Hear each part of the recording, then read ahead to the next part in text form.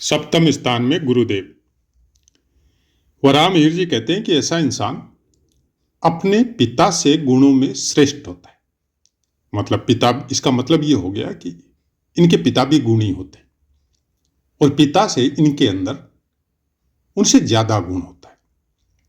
अभी ये काल पुरुष की कुंडली अनुसार है और हम लोगों की चर्चा है कन्या लगन की। कन्या लगन में गुरुदेव चतुर्थेश और सप्तमेश होते।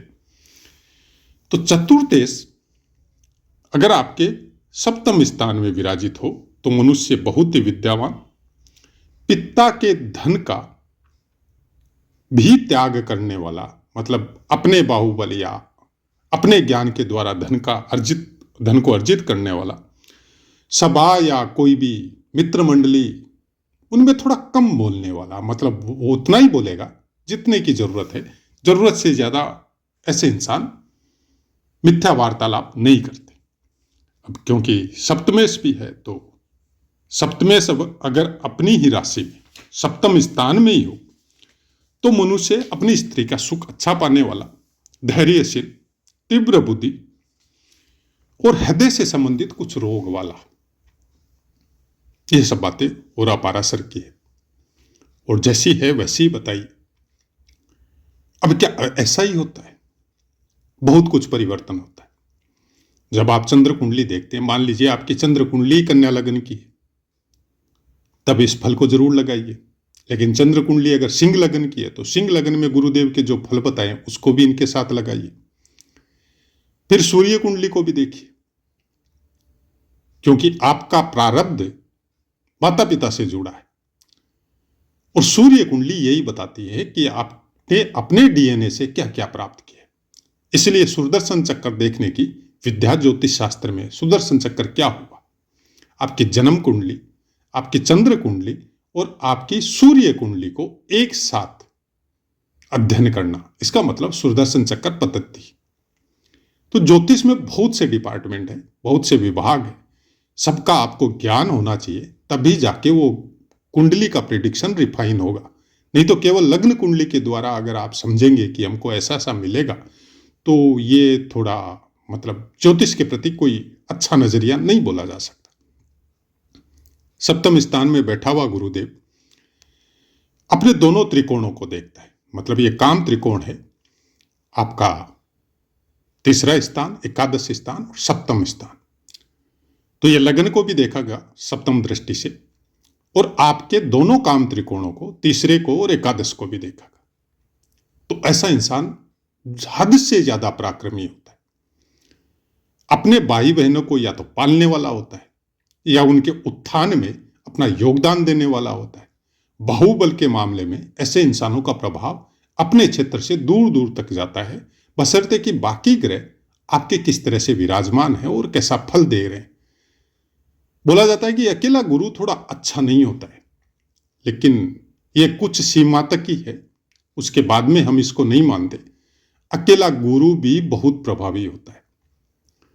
और गुरु के प्रभाव के विषय में आप इतना ही जान लीजिए कि बहुत से आदमी होते हैं जो बुद्धि का उपयोग उतना ही करते हैं जितनी जरूरत हो, लेकिन उनमें जो एक बोला जाता है ना गट फीलिंग, कोई कोई बैठे बैठे बोलता नहीं कि उसके साथ ये होगा, कैसे बताया, बोला हमको गट फीलिंग आ रही है। वो गट फीलिंग ही गुरुदेव है, जिसको सिक्स सेंथ बोला जाता है। ये गुरु का ज्ञान है जो आपके अंदर कहीं छिपा हुआ है और सबके अंदर छिपा हुआ है।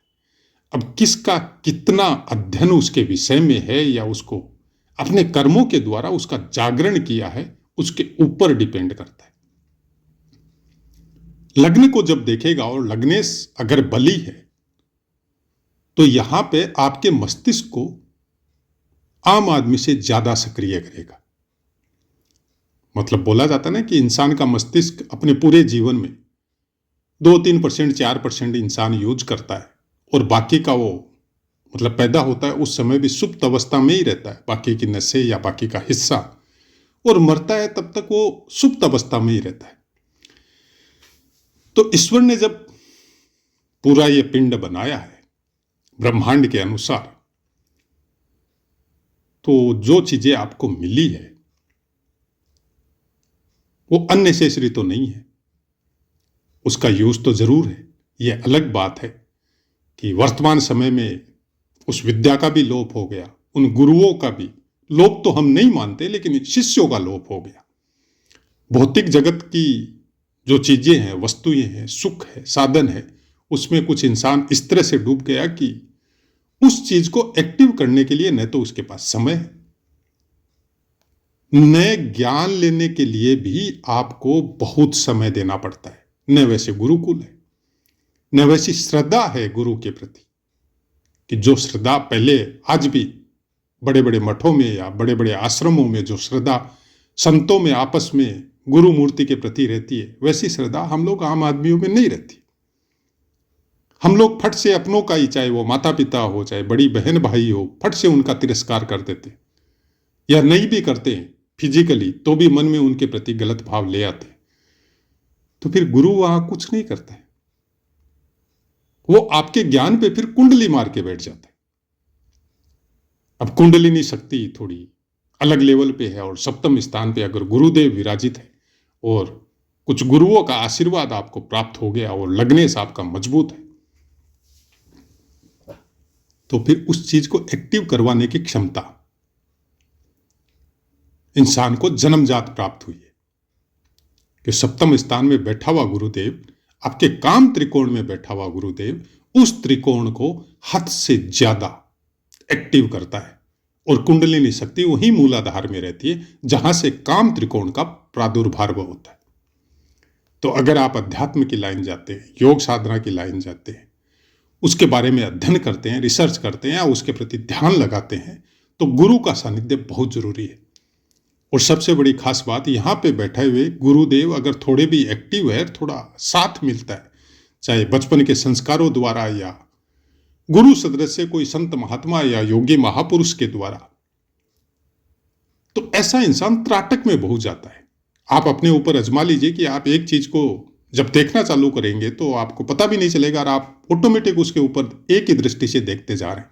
आपकी पलकें कम झपकती है ऐसे इंसानों की, वो एक ही दृष्टि से देखते जाते हैं, आंखों की नजर बड़ी तेज होती है। बाकी ग्रहों का अगर साथ नहीं हो, लग्नेश अगर वीक हो, कुछ गलत ग्रहों के साथ विराजमान हो, या गुरु में भी इतना पावर या प्रभाव नहीं हो, तब एक अलग बात है। लेकिन यहां पे बैठा हुआ गुरुदेव ये चीजें करवाता है। आदमी धीरे धीरे या कुछ समय के बाद में, एक उम्र के बाद में, इनका पराक्रम और इनके अंदर जो काम करने की प्रवृत्ति या स्ट्रगल करने की प्रवृत्ति, दुखों के प्रति नेग्लिजेंट, मतलब दुखों के प्रति कुछ विशेष भाव इनके अंदर नहीं आता है। कोई तकलीफ आ गई, कोई और आ गई, तो डायरेक्ट उसे मुंह से निकलता है, ये रोज का लफड़ा है, ये आएगा, इसको भूलो, आगे की यात्रा शुरू करो। ये सब छोटी मोटी चीजें आती रहेगी, इनके प्रति ध्यान लगाने में कोई, मतलब दुखों से अभ्यस्त होता है ऐसा इंसान, और अपने पराक्रम के द्वारा उनके ऊपर विजय भी प्राप्त करता है। तो सप्तम स्थान का गुरुदेव हमारी दृष्टि में हमने जितना देखा है, क्योंकि नवमांश में इनका इफेक्ट बहुत चेंज हो जाता है।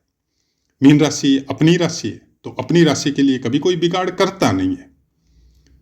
सप्तमेश अगर सप्तम में ही बैठा है, और वो भी गुरुदेव है जो शुभ ग्रहों में सबसे ज्यादा शुभ होता है, तो सप्तम स्थान से संबंधित आपको, जैसे अच्छी स्त्री से आपका शादी हो, आपका पार्टनर या आपका बिजनेस पार्टनर बहुत ही अच्छे स्वभाव वाला, या मतलब अच्छा पार्टनरशिप साबित करने वाला आपका ऐसे इंसानों से जुड़ाव हो, यह आपको प्राप्त होता है। नवमांश का अलग अध्ययन है। नवमांश में जब जाते हैं तो पहला ही नवमांश करक का आता है, तो उचका हो जाता है गुरुदेव उस राशि में जाके। तो ये सब अलग अलग वर्ग कुंडलियों का जब आप अध्ययन करते हैं, तब जाके कुछ समझ में आता है कि गुरुदेव का फल यहाँ पर आपको किस तरह से प्राप्त होगा। नक्षत्रों की एक अलग दुनिया है, राशियों की अलग दुनिया है, जिसके विषय में हम ज्यादा चर्चा करते नहीं है, लेकिन नक्षत्रों के विषय में जरूर करते हैं, क्योंकि राशि की चर्चा करने में हमको कोई विशेष मतलब अच्छा फील कभी नहीं हुआ। शुरुआत में जरूर हम राशियों के अनुसार कुछ पाठ दिए थे, फिर खुद को ही अच्छा नहीं लग रहा था, तो फिर पाठ देने का कोई मीनिंग नहीं था। इसलिए उसके बाद में हमने वो राशिफल बताना बंद कर दिया। शुरू शुरू में दिया था, कुछ पाठ दिए थे, आप राशिफल वगैरह अगर देखते हैं तो बहुत साल पहले की बात है। मीन राशि में पूर्वा भाद्रपद का चतुर्थ चरण आएगा, जिसका स्वामित्व खुद गुरुदेव के पास है। फिर उत्तरा भाद्रपद के चारों चरण आएंगे, जिसका स्वामित्व शनि देव के पास है। फिर रेवती नक्षत्र के चारों चरण आते हैं, जिसका स्वामित्व बुध देव के पास है। किसी भी ग्रह को जब आप फलित करो और नक्षत्रों के अनुसार उसको लगा के, जिसका कि बहुत पाठ हमारे दिए हुए, जब आप फल को लिखना या समझना चालू करो तो एक चीज हमेशा ध्यान में रखना कि जिस भी नक्षत्र पे कोई भी ग्रह यदि विद्यमान हो तो अंतिम अंश पे नहीं होना चाहिए। जैसे पूर्वा भाद्रपद का चतुर्थ चरण पहला आएगा। अब मान लीजिए कि आपका गुरुदेव 3.15 डिग्री पे हो या 3.17 डिग्री पे हो या 3.18 डिग्री पे हो, तब फिर उसके फल को प्रिडिक्शन करने में बहुत परेशानी आएगी, क्योंकि आप वहां पर पूर्वा भाद्रपद को लगाएंगे जहां पे गुरुदेव अपने घर की सीमा को लांघने वाले हैं। मतलब आप ऑफिस के लिए रेडी हुए, घर में नाश्ता वगैरह किया, अपने कपड़े उपड़े पहने और अपने घर की सीमा को बस पार करने वाले हैं, और उसी समय भीतर से कोई आवाज लगा दे तो आपका मूड कैसा होगा। बस ऐसा ही कुछ अंतिम सीमा पे जब कोई भी ग्रह बैठा रहता है तो उसका फल देने में कुछ अलग चीज की क्रिया समझ में आती है। मतलब आदमी सस्पेंस में रहता है, शक में रहता है कि ये मिलेगा ना वो मिलेगा। अब उसके लिए निरंतर अभ्यास जरूरी है। किस तरह के कर्म कर रहे हैं, किस तरह की बातें कर रहे हैं, किस तरह का स्वभाव है आपका, तब उसके अनुसार समझ में आता है कि भाई ये उत्तरा भाद्रपद फल दे रहा है या फिर पूर्वा भाद्रपद का फल इनके साथ जुड़ा हुआ है। लग्न के अंश उसके लिए सबसे ज्यादा उत्तरदायी होते हैं कि लग्न के अंश आपके कैसे हैं, उसी के अनुसार पता चलता है चलित में कि आपके गुरु एक्चुअल में 8वें स्थान में जा रहे हैं या 6ठे स्थान में जा रहे हैं या 7वें में ही रहेंगे। तो ऐसी बहुत सी विधियां हैं जन्म कुंडली का अध्ययन करने के लिए, लेकिन शुरुआत आपको लग्न अनुसार और उसके पहले काल पुरुष की कुंडली अनुसार फलों को समझने, और यही फल सेम ऐसे ही फल आपको बाकी वर्ग कुंडलियों में समझना पड़ेगा। कि आपकी नवमांश कुंडली से तुला लग्न की आ गई तो तुला लग्न में अब गुरुदेव के फल कैसे बताए गए, उन फलों को उनके साथ जोड़ना पड़ेगा। तो ऐसा है मित्रों, पाठ समझ में आया होगा। अब अपनी वाणी को विराम देते हैं, आपसे आज्ञा लेते हैं। जय माता।